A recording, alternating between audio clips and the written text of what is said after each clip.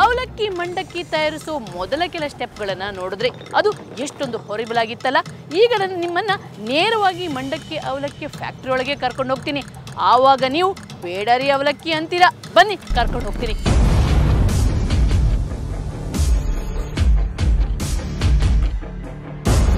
ಈ ರೀತಿ ಬಿಂದಿಗೆಯಲ್ಲಿ ಚರಂಡಿ ನೀರನ್ನ ತುಂಬಿಸಿಕೊಂಡು ಇವರೆಲ್ಲಿಗೆ ಹೋಗ್ತಾರೆ ಅಂತ ನಾವು ಫಾಲೋ ಮಾಡಿದ್ವಿ. ಆದ್ರೆ ಅವರು ಗಲೀಜು ನೀರು ತುಂಬಿಸಿಕೊಂಡು ಹೋಗಿದ್ದು ಎಲ್ಲಿಗೆ ಗೊತ್ತಾ? ಅಕ್ಕಿ ಮಿಲ್ ಒಳಗೆ. ಇವರು ಇದೇ ಚರಂಡಿ ನೀರಲ್ಲಿ ಅವಲಕ್ಕಿ ಮಂಡಕ್ಕಿಗೆ ಬಳಸೋ ಭತ್ತನ ಬೇಯಿಸ್ತಾರೆ ಅನ್ನೋ ವಿಚಾರ ಗೊತ್ತಾಯ್ತು.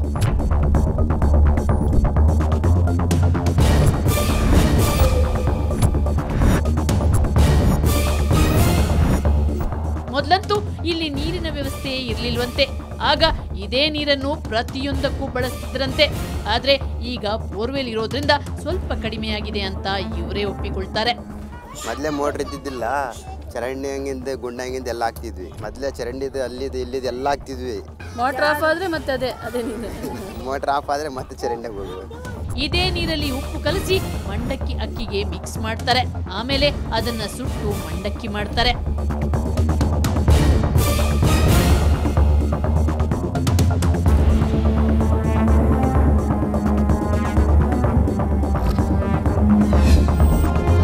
ಹಟ್ಟಿಯೊಳಗಿನ ಭಯಾನಕ ದೃಶ್ಯಗಳು.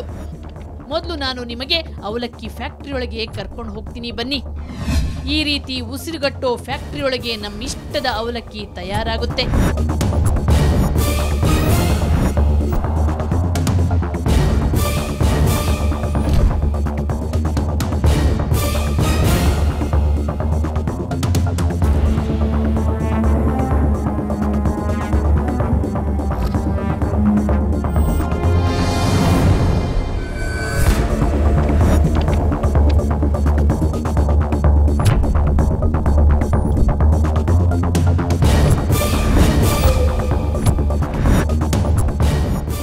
ಸಂಗತಿ ಅಂದ್ರೆ ಇಲ್ಲಿನ ಯಾವ ಕಾರ್ಮಿಕನಿಗೂ ಗ್ಲೌಸ್ ಆಗ್ಲಿ ಮುಖ ಕವಚ ಆಗ್ಲಿ ಕೊಟ್ಟಿಲ್ಲ.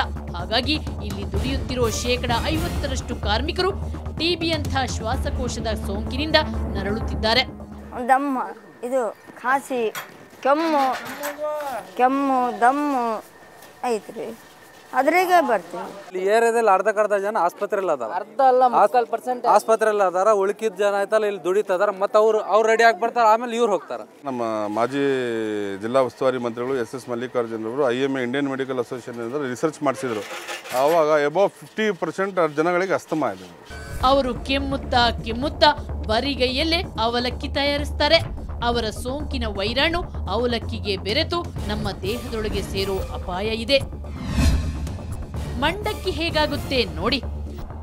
ಅವಲಕ್ಕಿ ಫ್ಯಾಕ್ಟ್ರಿ ಆದ್ರೂ ಓಕೆ, ಆದ್ರೆ ಮಂಡಕ್ಕಿ ಭಟ್ಟಿಯೊಳಗಿನ ಕೆಲ ದೃಶ್ಯಗಳನ್ನ ನೋಡಿದ್ರೆ ನೀವು ಬೆಚ್ಚಿ ಬೀಳ್ತೀರಾ.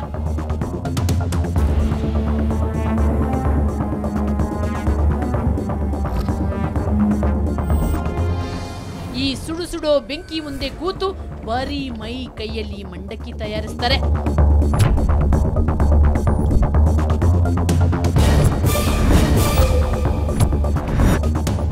ಹಾಗೆ ತಯಾರಾದ ಮಂಡಕ್ಕಿಯನ್ನ ಶುಚಿತ್ವವೇ ಇಲ್ಲದ ನೆಲದಲ್ಲಿ ಹಾಕ್ತಾರೆ. ಮತ್ತೆ ಅದನ್ನ ಗೋಣಿಚೀಲದಲ್ಲಿ ತುಂಬಿ ಅಂಗಡಿಗಳಿಗೆ ಕಳಿಸ್ತಾರೆ. ಒಟ್ಟಾರೆ ಇಲ್ಲಿ ಸ್ವಚ್ಛತೆ ಎಲ್ಲೂ ಕಾಣಲು ಸಾಧ್ಯವೇ ಇಲ್ಲ. ಈ ರೀತಿ ಅನಾರೋಗ್ಯಕರ ವಾತಾವರಣದಲ್ಲಿ ತಿನ್ನೋ ಪದಾರ್ಥ ತಯಾರಿಸಲು ಬೇಜಾರಾಗಲ್ವಾ ಅಂತ ಅಲ್ಲಿನ ಮಂದಿಯಲ್ಲಿ ಕೇಳಿದ್ರೆ ಅವರಂತಾರೆ, ನಿಮ್ಗೆ ಬೇಜಾರು ಅನ್ಸಲ್ವಾ ನಾವು ಇಷ್ಟೊಂದು ತಿನ್ನೋ ವಸ್ತುನ ಮಾಡ್ತೀವಿ? ನಾವು ಬೇಜಾರು ಮಾಡ್ಕೊಂಡ್ರೆ ನಮ್ಮ ಹೊಟ್ಟೆ ತುಂಬಲ್ಲ. ಈಗ ನಾವು ಬೇಜಾರಾಗ್ಬಿಟ್ರೆ ನಮ್ಮ ಹೊಟ್ಟೆ ತುಂಬಲ್ಲ. ನಾವು ಒಬ್ರು ಕೆಲಸ ಬಂದ್ ಮಾಡಿಬಿಟ್ರೆ ನಮ್ಮ ಮನೆಯವರೆಲ್ಲ ಉಪವಾಸ ಆಗ್ಬಿಡ್ತಾರೆ. ಅದಕ್ಕೋಸ್ಕರ ನಾವು ಹೆಂಗಾರಿ ಮಾಡ್ಬೇಕು. ಕಣ್ಣಿಗೆ ಕಾಣೋದ್ರಿಂದ ಇದು ಗಲೀಜೆ, ಹಂದಿ ಬರ್ತತಿ, ಅದು ಬರ್ತತಿ, ಇದು ಬರ್ತದೆ. ಆದರೆ ಈ ಥರ ಮಾಡಿದ್ರೆ ಮಂಡಕ್ಕಿ ಬರಲ್ಲ, ಈ ಥರನೇ ಮಾಡಬೇಕು. ಇನ್ನು ಈ ವಾತಾವರಣ ಈ ರೀತಿಯಾಗಲು ಸರ್ಕಾರ ಹಾಗೂ ಸ್ಥಳೀಯ ಆಡಳಿತವೇ ಕಾರಣ ಅನ್ನೋ ನೇರ ಆರೋಪ ಇವರದ್ದು. ಇದೊಂದು 35 ಎಕರೆ ಇದೆ. ಇದನ್ನು ತೆಗೆದು ಬೇರೆ ಹೊರಗಡೆ ಹಾಕಿದರೆ ಇದೇನು ಭಾಳ ದೊಡ್ಡ ಸಮಸ್ಯೆ ಏನಲ್ಲ. ಇದು ಕೆಲವು ಜನ ವೋಟ್ ಬ್ಯಾಂಕ್ ರಾಜಕೀಯಕ್ಕೆ ಇವ್ರನ್ನ ಇಲ್ಲೇ ಇರ್ರಿ ಅಂತಂದೇಳಿ ಇವ್ರನ್ನ ಮಾಡ್ತಾರೆ. ನಿಮಗೆ ಏನಾರು ವರ್ಷದ 1-2 ಸತಿ ಯಾರು ಬಂದ ಮೀಡಿಯಾದವ್ರು ಇದ್ರಿಗೆ ಕ್ಯಾಂಪೇನ್ ಮಾಡ್ಕೊಂಡು ನಾವು ಅದನ್ನು ಮಾಡೀವಿ, ನಿಮಗೆ ಆ ಒಲಿ ಕೊಡ್ತೀವಿ, ನಾವು ಈ ಒಲಿ ಕೊಡ್ತೀವಿ, ನಿಮಗೆ ಅಲ್ಲಿ ಸೈಟ್ ಕೊಡ್ತೀವಿ, ನಿಮಗೆ ಇಲ್ಲಿ ಕೊಡ್ತೀವಿ ಅಂತಂದೇಳಿ ಇವ್ರನ್ನೆಲ್ಲ ದಾರಿ ತಪ್ಪಿಸ್ತಾರೆ. ಅದ್ರ ಅನುಕೂಲ ಆಗಿರೋ ಒಂದು 25-30 ಜನಕ್ಕೆ ಅನುಕೂಲ ಆಕತಿ. ಒಬ್ಬೊಬ್ಬನ ಹತ್ರ ಒಂದು 25-30 ಬಿಟ್ಟು ಮಾಡ್ಕೊಂಡಾರೆ. ಇವರವೆಲ್ಲ ಮೊದಲೆಲ್ಲ 3,000 1,500 ಕೊಟ್ಟು ಸೈಟ್ನ ಎಲ್ಲ ಅವರೇ ತಗೊಂಡ್ಬಿಟ್ಟಿದ್ದಾರೆ. ಆಹಾರ ಪದಾರ್ಥ ತಯಾರಿಸೋ ಈ ಜಾಗವನ್ನ ಸರ್ಕಾರ ಸಂಪೂರ್ಣವಾಗಿ ನಿರ್ಲಕ್ಷಿಸಿದೆ. ಇವರಿಗೆ ಮೂಲಭೂತ ಸೌಕರ್ಯ ಕೊಡದೆ ಇವರ ಬಾಳಿನ ಜೊತೆ ಮಾತ್ರವಲ್ಲ, ಗ್ರಾಹಕರ ಆರೋಗ್ಯದ ಜೊತೆಯೂ ಚೆಲ್ಲಾಟ ಆಡ್ತಿದೆ.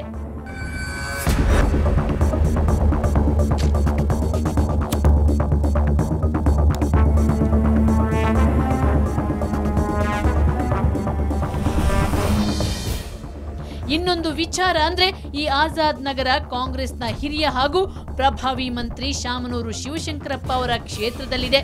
ಅವರು ದಶಕಗಳಿಂದ ಈ ಮಂದಿಯ ಕಿವಿಗೆ ಭರವಸೆಯ ಹೂ ಮಾತ್ರ ಮುಡಿಸುತ್ತಿದ್ದಾರೆ, ಕೆಲಸ ಮಾತ್ರ ಏನೂ ಮಾಡ್ತಿಲ್ಲ ಅನ್ನೋದು ಇಲ್ಲಿನ ಪ್ರತಿಯೊಬ್ಬರ ದೂರು.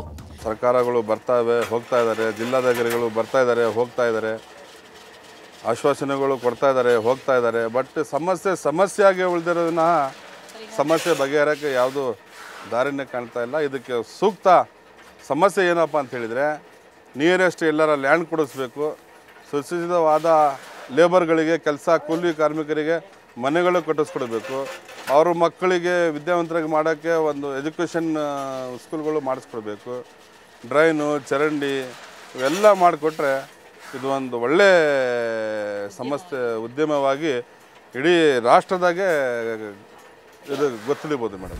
ಭಾರೀ ವಾಯುಮಾಲಿನ್ಯ ಉಂಟು ಮಾಡಿ ದಾವಣಗೆರೆ ಮಂದಿಯ ಆರೋಗ್ಯಕ್ಕೆ ಕುತ್ತು ತರುತ್ತಿರೋ ಈ ಅವಲಕ್ಕಿ ಮಂಡಕ್ಕಿ ಭಟ್ಟಿಯನ್ನ ರಾಜಕೀಯ ಹಿತಾಸಕ್ತಿಗಳಿಗಾಗಿ ಸ್ಥಳಾಂತರಿಸಲಾಗುತ್ತಿಲ್ಲ ಅನ್ನೋದು ಪ್ರಜ್ಞಾವಂತರ ಆರೋಪ.